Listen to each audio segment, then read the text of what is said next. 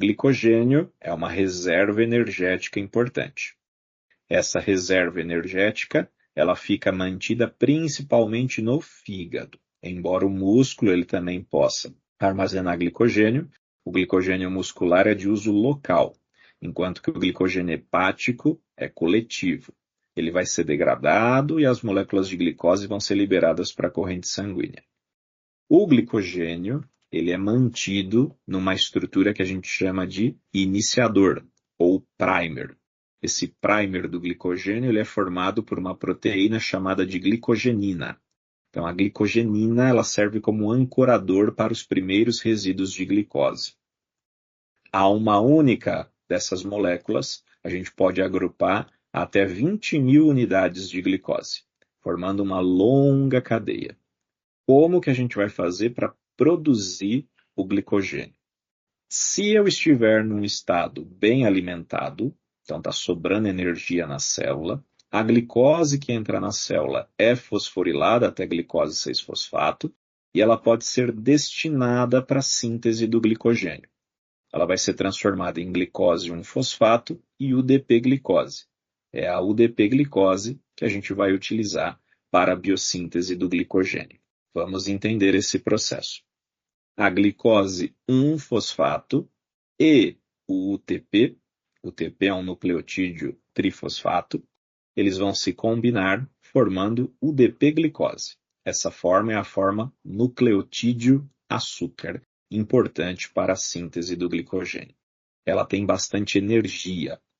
Essa UDP-glicose agora, ela poderá ser adicionada àquele nosso primer, aquele nosso iniciador, aonde os primeiros resíduos de glicose do glicogênio sempre estão presentes.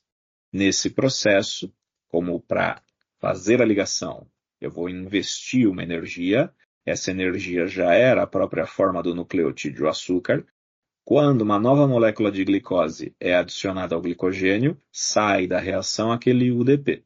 UDP-glicose, nucleotídeo açúcar, tem energia armazenada. Quando ele é adicionado ao glicogênio, sai da reação o UDP. Quanto mais moléculas de glicose vão sendo adicionadas, o que acontece? Aquela cadeia linear do glicogênio vai ficando instável. Entra em cena uma enzima chamada enzima ramificadora. A enzima ramificadora ela faz o quê? Ela vai pegar um pedaço dessa cadeia linear e vai puxar para um ponto de ramificação. A ramificação é sempre uma ramificação alfa 1, 6, enquanto que a cadeia linear ela tem ligações entre as moléculas de glicose que são sempre do tipo alfa 1, 4.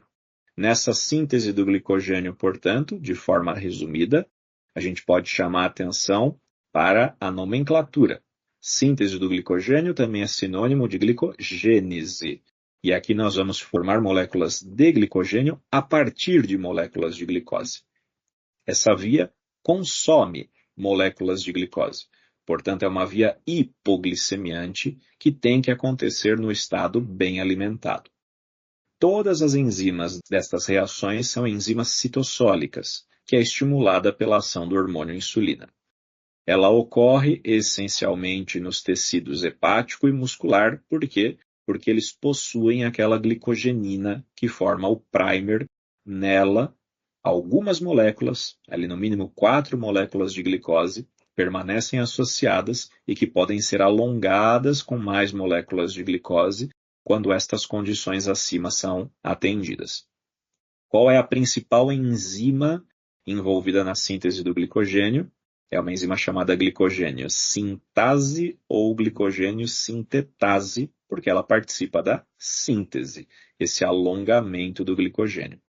Temos vários mecanismos de regulação, porque síntese e degradação, eles não podem acontecer simultaneamente. Agora que a gente viu a síntese, vamos ver a degradação.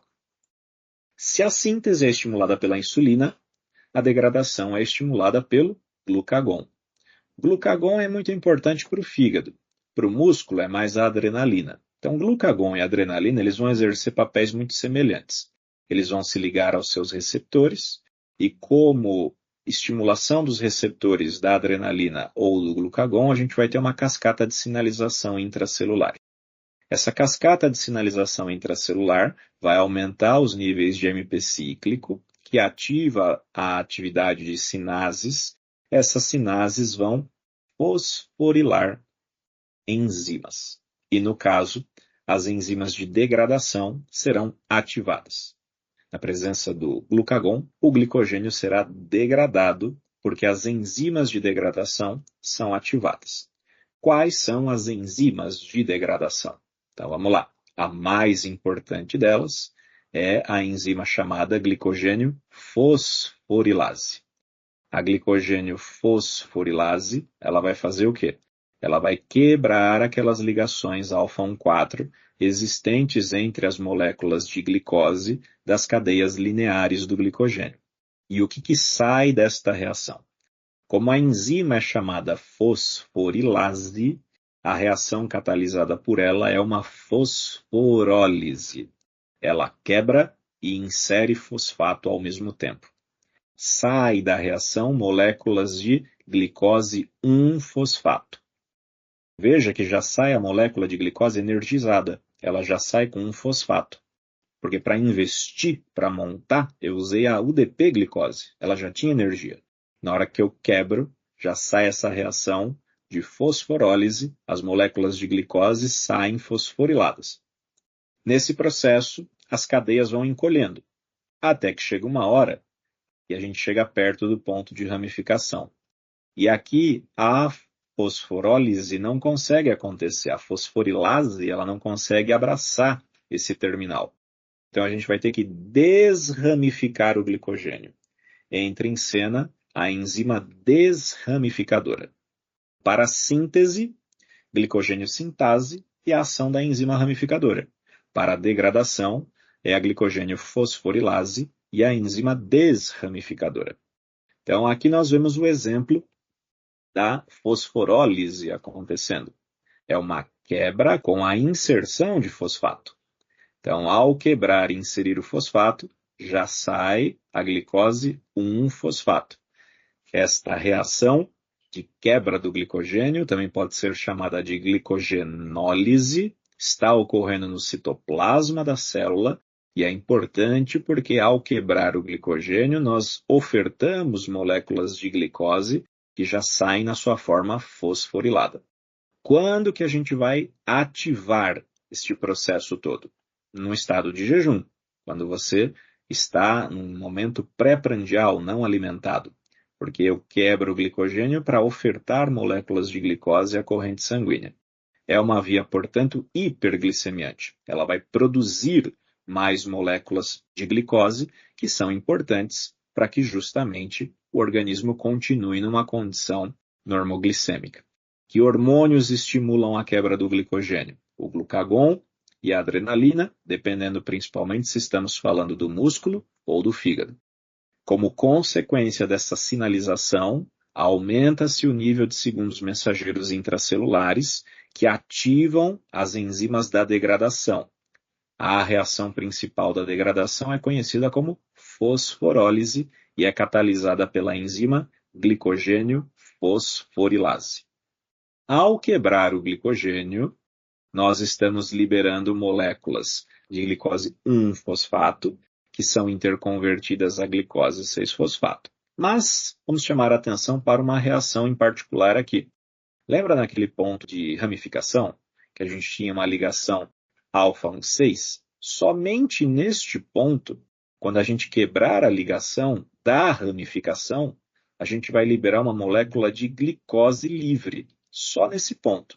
Nos demais, ou seja, que são mais frequentes, vai sair a molécula de glicose 1-fosfato. Então, como consequência desse processo de quebra do glicogênio, nós estamos aumentando a oferta de moléculas de glicose 1-fosfato e glicose.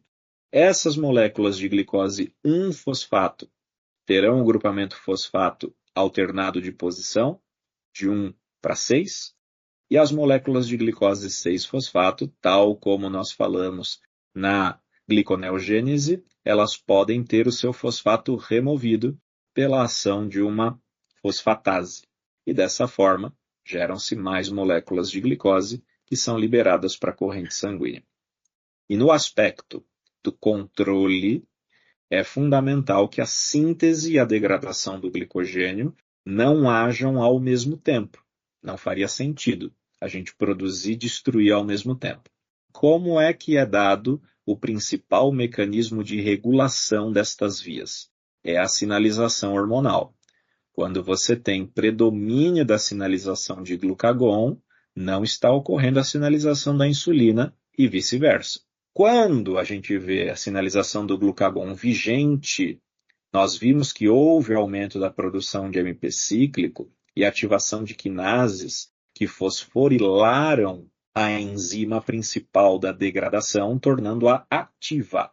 A glicogênio fosforilase, que é a principal enzima da degradação do glicogênio, quando se encontra fosforilada, ela está ativa. Por outro lado, a sintase, que é a enzima envolvida na síntese, quando fosforilada, ela fica na sua forma inativa.